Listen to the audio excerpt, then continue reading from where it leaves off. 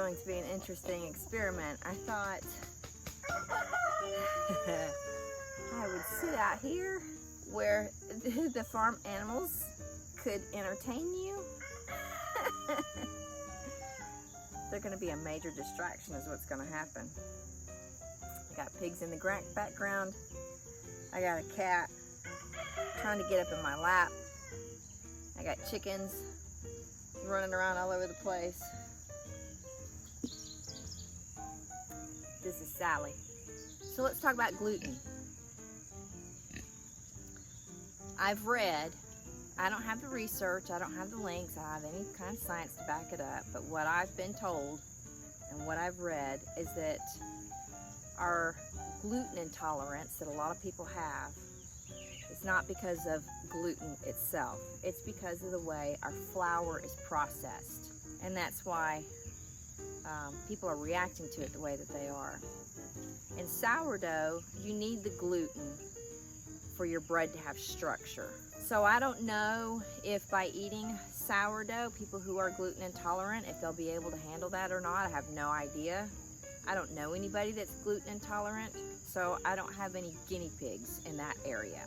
Stretch and folds are what help create tension in the dough. It helps to build the gluten. Since I use a mixer, that's one of the reasons why I can avoid the whole stretching aspect of making bread, because my machine does all that for me. I will do one set of the slap and fold, and I like the slap and fold because you can really feel the dough changing under your hands while you're working with it. Plus, it's just fun to do. Smacking it on the counter. It's one way to take out your frustrations, I guess. One of the tests that a lot of people use for testing their gluten, testing their the strength of their dough, it's called a window pane test, and that's where you stretch the dough between your fingers, and you should be able to get it thin enough where you can almost see through it. And for some reason, I was never able to do that. Even with the mixer doing my dough for me, and as strong as I know my dough is, that window pane test just doesn't work for me. But yet, my bread is still lovely. It rises really well. It's got good form and texture, and it's light and airy, so it works for me. Sally, it's time for you to leave. Say goodbye. Another thing that you'll see me do in the video is cold proofing my dough. I've learned that if I cold proof, it's a lot easier to score. It holds its shape better. I also read, and I have found this to be true, that by cold proofing the dough, especially if you put it in a container that has a cloth of some sort in it, you don't have to use a Banneton, obviously. Just put it in a bowl with a cloth. Just make sure that you flour the bottom of it so that the dough doesn't stick to it. But putting it in the refrigerator, putting it on that cloth, and letting it sit for, at least 4 hours or so. I don't know, I always let mine sit overnight. It helps to pull out the excess moisture from your dough so that when you're ready to put it into your baking container, when you turn it out and you score it, lose its shape and flatten out. Because I was trying it that way to begin with too. I was not cold proofing it beforehand because I didn't want to wait 24 hours for bread. I wanted it the same day. There are some things, even though there are things that aren't necessary to do, like cold proofing is not necessary. You can absolutely bake bread without cold proofing, but it's one of those little things that helps it ever so slightly and just makes it a better bread. Probably the window pane test, if I ever got it there, would probably make a better bread, but that's one of those things that I'm willing to let go of it. There's some things that are worth it to me, and there's some things that are not. Cold proofing for me and for what I do, how I make my bread, is a necessary step. it makes enough of a difference that I've chosen to do that every time. The tools that I use, with everything you have to keep in mind, hundreds of years ago, when people made bread, they didn't have all this stuff. You can make bread with whatever you've got in your kitchen. You don't have to go out and buy anything. Just do the best you can with what you've got, and you will make delicious bread. Just make the bread. Just cook it. Just cook the bread. No matter what it looks like, no matter what it feels like, no matter how you think you messed up, just cook the bread. You will be really surprised how it will turn out and what you can do with it, because even if it's so far gone, you've done something that it's so far gone that you can't make a loaf out of, you can do pizza crust, cinnamon rolls. You can, it's just the things that you can do with sourdough, with discard, with dough that you think you've messed up is just, there's no imagining how many different ways there are that you can fix that you can work with it. Make lemonade out of lemons. You just do a little research.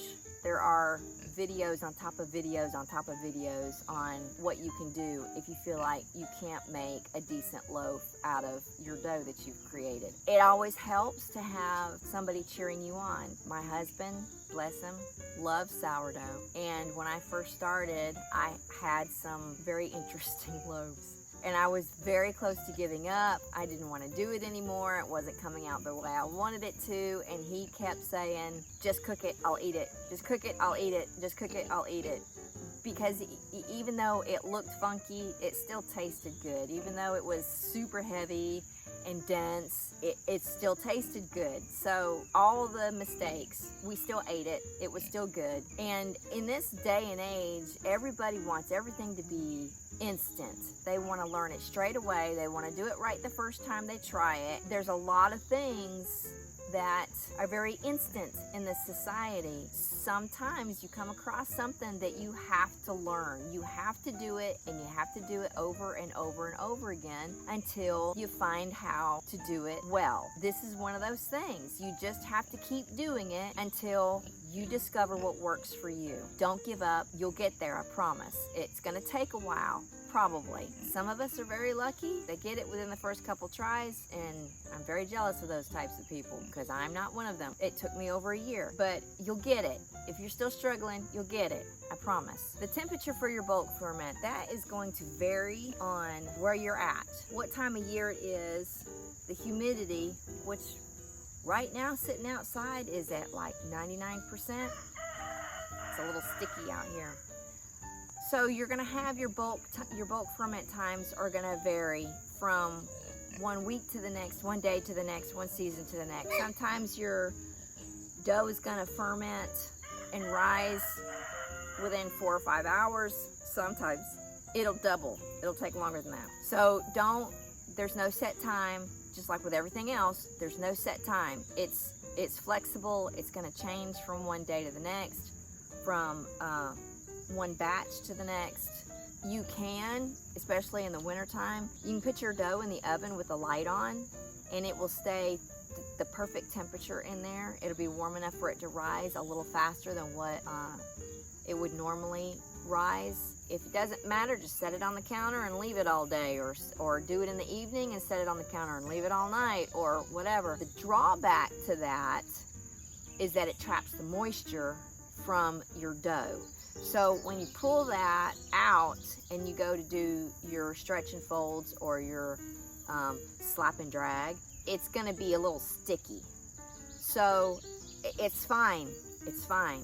Do it anyways. Do your stretch and fold. It's still going to rise like it should. For some of us that live in the South, if you have your inside temperature that's really cool, and you want to put your dough outside to do its bulk ferment, you can absolutely do that. It's plenty warm enough, but it's going to be sticky. But so it's not. Don't worry. You know, when you get it out and you do your stretch and folds and it's all sticky, it's going to be fine. The stretch and folds will help it build that structure in the dough. So just bake the bread. Just bake the bread. Like Dory. Just keep swimming, but we'll just keep baking. One thing that people don't talk about, at least that I have seen in your sourdough and your scoring, is the knife that people use. Like the one that I use is called a lame. It's L-A-M-E, it's pronounced lame. People, you see these videos and they're just like, whoosh, whoosh, whoosh, whoosh, and it's all done and it's beautiful. And so you go in there and you're like, oh, I can do that. No, I can't do that. Mine always came out looking like asparagus was all over my bread. So with the lame, with your knife, when you're scoring, you're actually holding the knife, instead of cutting straight across, you're holding your knife at an angle.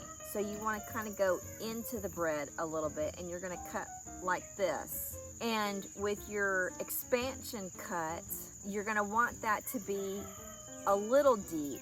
You don't want to go, you know, halfway through the bread or anything, but you want it to be deep enough where that bread's going to open up while it's baking, and it's not going to crack and break in places that you don't want it to, if how it looks is important to you. If it's not, don't worry about it. That was something that was never explained to me. How do you hold the knife? There you go. You're welcome. That's how you hold the knife. The decorative, like the wheat stalks and everything on the side, takes a very light and steady hand. I did learn that the easiest way to get the main stalk on that is to use the tip of a toothpick. And so all this time I was trying to use a knife to cut that stalk, or don't put it on there at all. A lot of people don't even put it on there. Again, the sky's the limit with everything, even when you're decorating. You know, do whatever you want to do. These are the things that I have found that has worked for me. So use a toothpick. You're not even cutting the surface. You're just scratching it. But that will show up when the bread comes out. You'll see it. So that covers the knife. The other thing is your baking container. Everything affects your bread. The thickness of the container, the size of the container, if you've got a lid, if you don't have a lid. And this is one of those reasons why it's just going to take you doing what works in your kitchen with your tools for you to find out what works for you, how, you know, it ends up coming out the best way for you and your family. Dutch ovens are very thick, so they cook differently. If you use a stoneware bread pan, that's going to cook differently. I've done it both ways. The stoneware bread pans are a little thinner, so they tend to cook hotter faster. So you have to adjust for the temperature on that, especially if you've got a lid on top of it. You have to adjust the temperature for that. I have found that the Dutch ovens, they make a beautiful loaf. They brown evenly. They bake the best, but there tends to be more room in a Dutch oven, so that means the bread will widen more than what I like, because I like for my bread to fit in a toaster. I don't want to have to cut the sides off of it so it will fit, because I'm picky like that. Don't judge me. The stoneware bread pans that I have, they're Pampered Chef, and I love my stoneware. It is the best cookware. And the stoneware bread pans make the most beautiful loaf, and it's just the right size for putting it in the toaster. So I go back and forth between the bread pans and the Dutch oven. I haven't made up my mind yet which one I like the best, so I do both. So it's taken me a couple of days to get back to filming. I thought I would change up the scenery a little bit. You can see my sign in the background, Trailer Branch Farm. I have Jeremiah 33 at the top, which says, "Call unto me, and I will answer thee, and show thee great and mighty things which thou knowest not." This was the verse that kept coming to me over and over while we were looking for the property here where we're at, and God has been true to his word. He did, in fact, give us, with this place, more than we ever dreamed or hoped for. Just wanted to touch on a few last things. Using a silicone baking sheet. The sourdough bread has a tendency to get really dark or even burn on the bottom of it, so that's why we put something in the bottom of the pan for the dough to rest on. You can do the silicone baking sheet, you can do cornmeal, you can do parchment paper, all those things work. I chose to go with the silicone baking sheet for two reasons. First, because I'm not using supplies and having to throw them away when I'm done with them like the parchment paper. Also, if you use the cornmeal, which works, but you're using something that you're going to have to throw away when you're done with it. So you're using some of your supplies, and you're going to have to eventually buy more. So the silicone baking sheet also has, you can pick it up. It's a lot easier to pick your bread up out of the pan with that, as opposed to cornmeal, which doesn't help at all. One of the things that will help keep the bottom of your loaf from burning is to put another baking sheet on the bottom rack or on the very bottom of your oven. Don't put a stoneware pan, because if you put ice in it later on, it will crack. Ask me how I know. There's different tips and tricks that you can do to keep the bottom from burning. I actually have never had a problem with that. I don't know why. I guess I was just lucky. The other thing that you'll see me do in the video is putting ice cubes in the aluminum pan. And what that does is it just creates moisture in the oven, obviously, but it helps to create a crisper crust.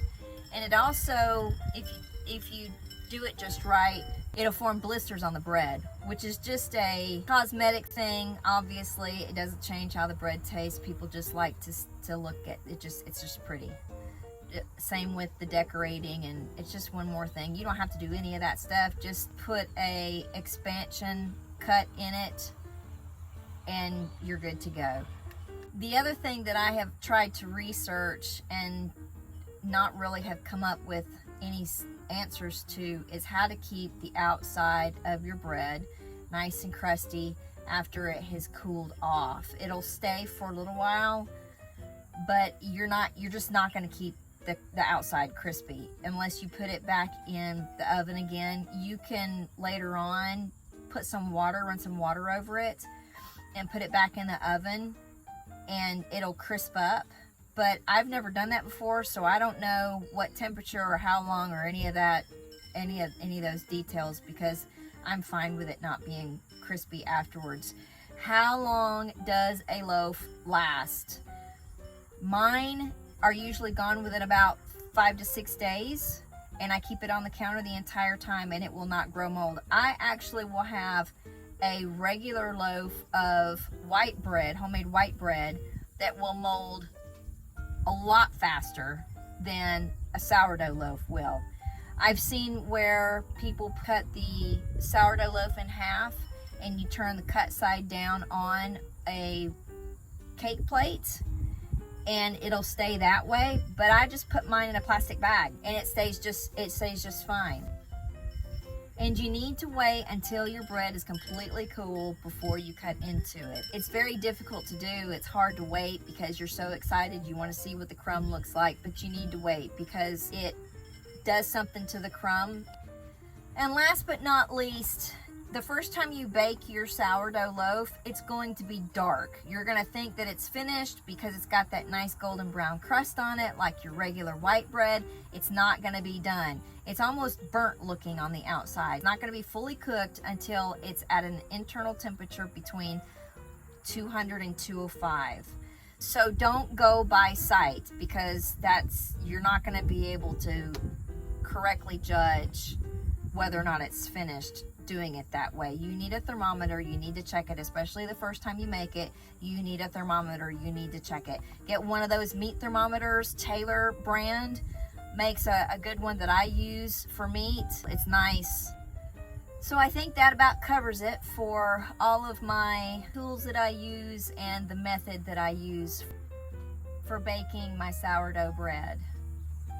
One thing that I really like about sourdough bread is you can do anything and everything with it. And I am one that I can't stand to do the same thing twice. It's got to be changed from one time to the next. And that's one thing that really keeps me making the bread, is because I can change it every single time I cook it. I can do something different with it. I can decorate it differently. I can use a different pan. I can cook it at a different time of day, or any of those little adjustments are what keep me looking forward to making bread yet again, because we go through so much of it. Our family loves it. I didn't really like it all that much before I started making it, but now I love it just as much as my husband does. So I bake bread. I bake 2 loaves of bread just about every week, and we eat it. We eat a lot of it, probably more than we should, but it's just delicious, and it's good for you. So hope this helped. These are things that I wish somebody would have told me. Thank you for watching. I really appreciate it, and happy baking.